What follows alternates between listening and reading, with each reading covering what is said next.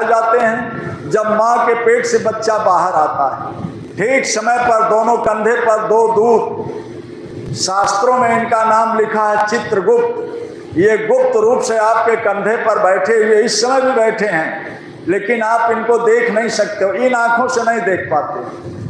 क्यों नहीं देख पाते हो?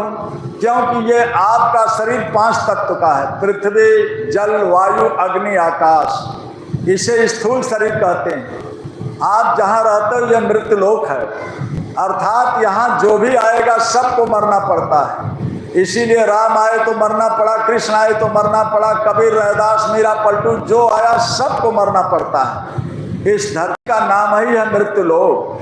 प्रेमी भाइयों, लेकिन आपके दोनों कंधे पर जो 2 सिपाही, जो 2 दूत बैठे हैं, इनका शरीर 17 तत्व का है। कौन कौन सा? 10 इंद्रियां, 4 अंतःकरण, 3 गुण, रजोगुण, तमोगुण, सतोगुण। इस 17 तत्व के शरीर को लिंग शरीर कहते हैं। इसी 17 तत्व के लिंग शरीर में देवी देवता भी रहते हैं। देवी देवताओं के रहने का स्थान स्वर्ग और वैकुंठ लोक है, जिनको आप इन आंखों से, चरम चक्षु से नहीं देख पाते हो, लेकिन वो देवी देवता आपको बराबर देखते हैं। इसी तरह से ये दोनों सिपाही, दोनों दूत को आप नहीं देख पाते हो, ये दोनों आपके कंधे पर बैठे हुए आपको बराबर देखते हैं। लेकिन इन दोनों सिपाहियों का काम क्या है? ये दोनों दूत क्या काम करते हैं? बड़े ध्यान से सुनिए। ये दोनों दूत आपके कंधे पर बैठकर लगातार आपके एक एक कर्मों का लिखा पढ़ी करते हैं।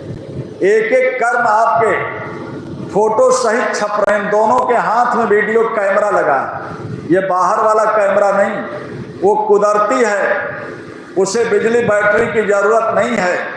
प्रेमी भाइयों, आप 10 कोठरी के अंदर बैठ करके किसी का भलाई बुराई का बात करो, सब उनके कैमरे में चाहिए। एक मिनट भी नहीं सोते हैं। आप सो जाते हो, ये बिल्कुल नहीं सोते हैं।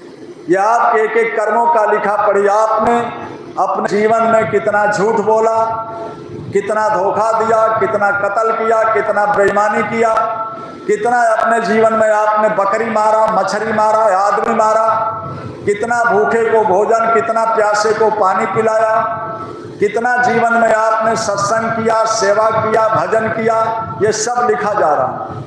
फोटो भी छप रहा है। इस समय भी आप बैठे हो कि मथुरा से कोई आदेश लेकर आया है, तो आपका इस समय भी फोटो छप रहा है। आप 4 घंटे समय दिए, 8 घंटे समय दिए, झाड़ू लगाया, मंच बनाया। ऐ प्रेम भाइयों, ये सब आपके कर्म आपके खाते में छप रहा है, और ये दोनों आपके कंधे पर बैठ करके लगातार कर्मों का लिखा पढ़ी करते हैं। एक एक श्वास की गिनती होती है। अब जिस दिन आपका अंतिम श्वास आएगा, तो आपको तो मालूम नहीं कि आज मेरा अंतिम श्वास है। उस दिन आप चाहे कहीं रहोगे, रूस, चीन, जापान चले जाओ, चाहे अपने गांव, खेत खलिहान, मकान, दुकान, ट्रेन में, बस में, कहीं भी रहोगे, वो काल महाकाल है, आपको बराबर देख रहा है। वो आप चाहे 10 कोठरी के अंदर रहोगे, कहीं रहोगे, वो आपको बराबर, जिस दिन आपका अंतिम श्वास आएगा, तुरंत आपको सूचना आएगा, सूचना आएगा।